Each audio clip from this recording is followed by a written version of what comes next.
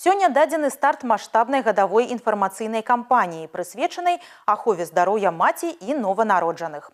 У рамках гэтай ідэі ключавую ролю адыгрывае цэнтр зараджэння. Спецыялісты фонду аказваюць псіхалагічную, юрыдычную або сацыяльную дапамогу жанчынам, якія робяць выбар не на карысць нараджэння дзіцяці.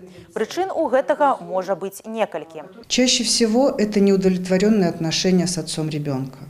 То есть у нас очень мало мужской позиции, когда мужчина за сохранение ребенка. Второе – это такой сейчас гедонистический образ жизни, когда я хочу получать удовольствие, не хочу менять то, что у меня есть. Очень часто женщина, которая решается на аборт, это женщина, у которой уже есть дети.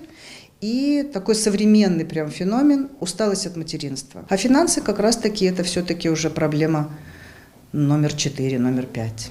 Сусветны дзень здароўя 2025 года – гэта заклік да дзеяння для кожнага. Арганізацыі аховы здароўя і кожны чалавек могуць унесці свой уклад у стварэнне свету, дзе кожная цяжарнасць будзе жаданай, кожныя роды бяспечнымі і кожнае дзіця будзе мець шанец не проста на жыццё, а на здаровую і паспяховую будучыню.